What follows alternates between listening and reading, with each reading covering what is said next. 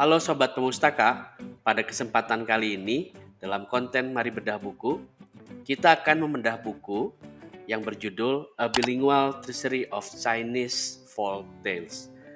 Seperti judulnya, buku ini ditulis dalam dua bahasa, tentunya dalam bahasa Mandarin dan bahasa Inggris.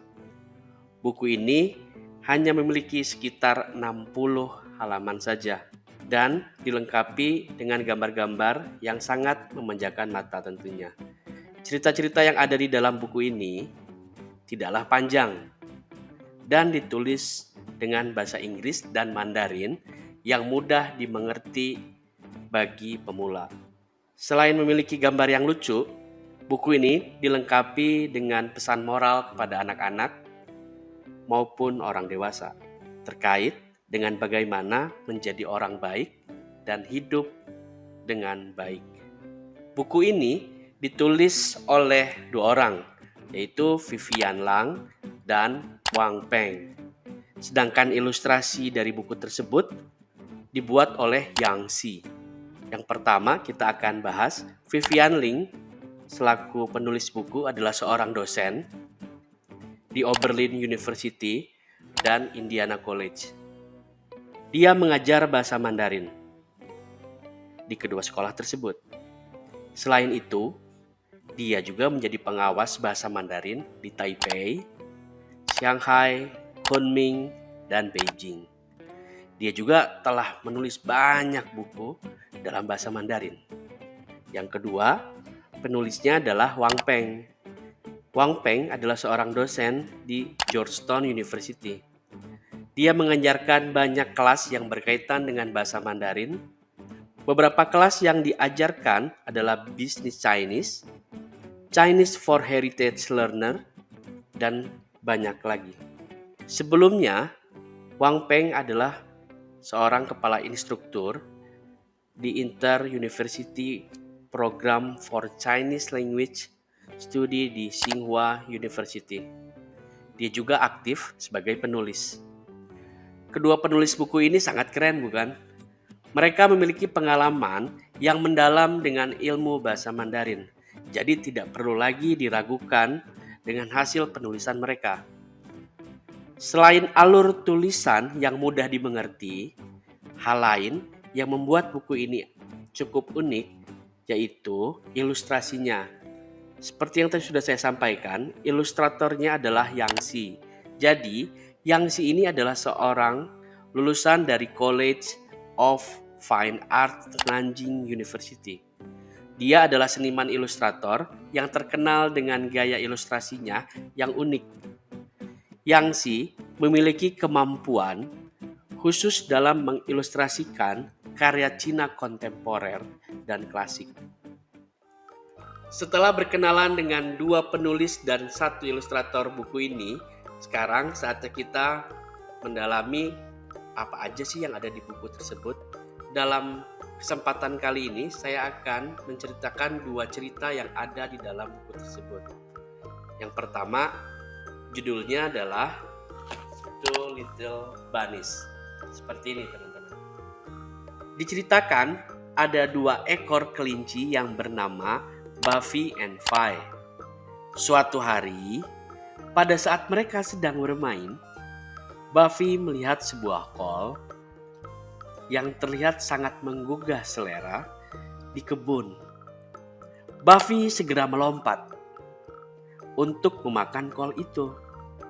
Namun, Vi buru-buru melarang Buffy untuk memakannya. Vi tidak ingin Buffy mencuri kol milik Tuan Goat. Vi akhirnya mengajak Buffy untuk bekerja untuk Tuan Goat agar mereka dapat diupah dengan kol yang enak itu. Tak lama setelah itu, Buffy melihat Tuan Goat yang sedang menggali tanah. Kedua kelinci itu mendekat dan menawarkan diri untuk membantu Tuan Goat tentunya. Tawaran itu disambut dengan baik oleh Tuan Goat. Tuan Goat memberikan masing-masing kelinci dengan satu keranjang untuk mengumpulkan kol-kol tersebut. Pada saat musim panen tiba, kedua kelinci tersebut, yaitu Buffy dan Vi, dan Tuan Goat tentunya, bekerja sepanjang hari untuk mengumpulkan kol-kol itu. Mereka berhasil mengumpulkan 20 keranjang kol yang sangat penuh.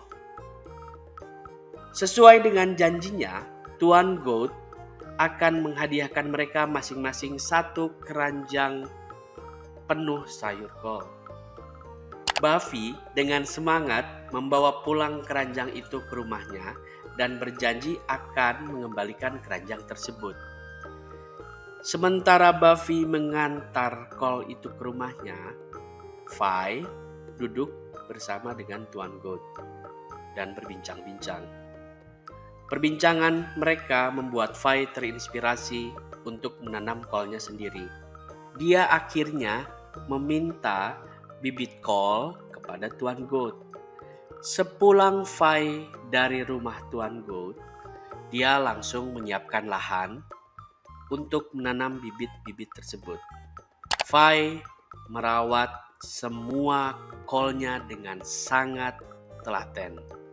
Sehingga dalam sebulan, kolnya sudah bertumbuh dengan subur dan siap untuk dipanen. Berbanding terbalik dengan Vi, Buffy menghabiskan waktunya dengan bermalas-malasan sambil menghabiskan seluruh kol yang diberikan oleh Tuan Goat. Suatu hari, kol milik Buffy habis dan dia segera pergi ke tempat Tuan Goat untuk meminta kol lagi. Dalam perjalanan, Buffy bertemu dengan Vi yang sedang mendorong gerobak yang penuh dengan kol. Buffy bertanya pada Vi, bisa mendapat kol sebanyak itu dari mana? Vi menjelaskan bahwa dia menanam kolnya sendiri. Buffy awalnya kesal mendengar ini. Namun, dia akhirnya mengerti dan meminta maaf kepada Vi. Vi pun menawarkan sedikit bibit kol yang dia miliki agar Buffy juga dapat memulai menanam kolnya sendiri. Dari cerita pertama ini dapat menjelaskan betapa kerja keras dapat membuat kita mandiri. Selain itu, dengan memiliki teman yang baik, kita juga dapat berkembang sebagai manusia. Cerita ini juga mengajarkan kita agar kita tidak menyia-nyiakan apa yang sudah diberikan kepada kita, baik itu tenaga ataupun waktu. Kita akan masuk ke cerita kedua. Di dalam buku ini, seperti yang teman-teman bisa baca tentunya, judulnya yaitu The Gold and Silver Hatchet. Jadi, pada zaman dahulu, tidak semua orang memiliki penghidupan yang layak. Banyak anak-anak yang tidak dapat bersekolah dan harus bekerja dari usia dini. Ada sebuah keluarga yang tinggal di sisi sungai. Keluarga ini memiliki seorang anak laki-laki yang sudah memotong kayu sejak dia berusia 8 tahun. Suatu hari, setelah selesai dia memotong kayu, dia pergi ke sungai untuk mencuci tangannya dan kapaknya terjatuh ke dalam sungai.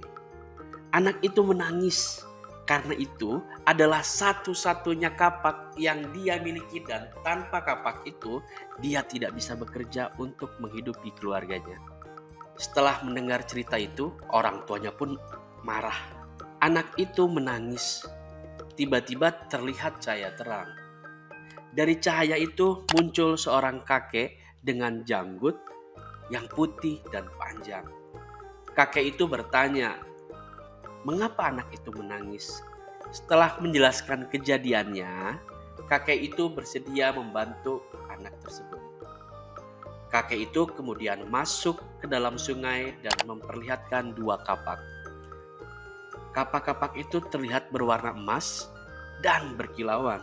Anak itu melihat kedua kapak itu dan berkata, "Itu bukan kapak saya. Kapak saya tidak sebagus itu." Sang kakek kembali masuk ke dalam air dan membawa 1 kapak biasa. Anak itu langsung dengan semangat mengambil kapak yang terlihat biasa itu. Melihat kejujuran dari anak kecil itu, si kakek menghadiahi anak itu dengan kapak emas. Anak itu berterima kasih kepada sang kakek dan bergegas pulang untuk menceritakan apa yang dia alami hari ini kepada keluarganya.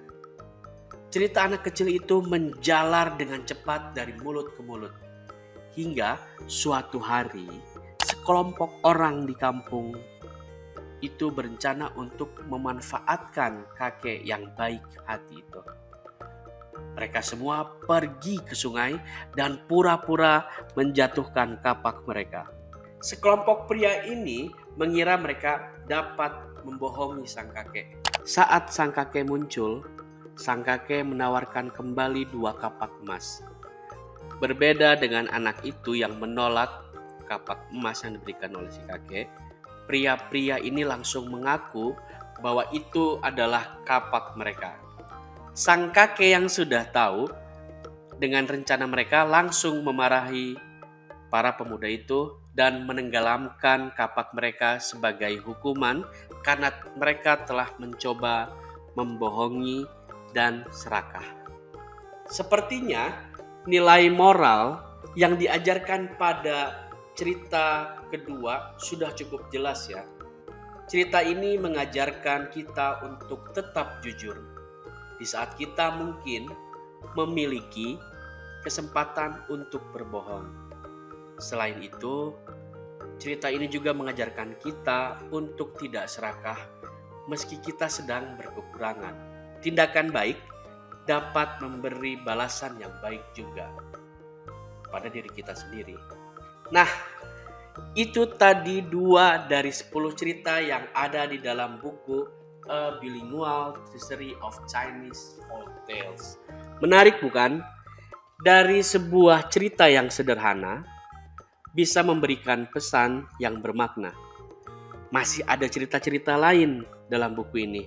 Untuk teman-teman yang penasaran dengan cerita yang ada di dalam buku ini, boleh banget untuk datang ke perpustakaan Universitas Kristen Maranatha dan dapat membaca di tempat ataupun dapat meminjam bukunya. Salam literasi.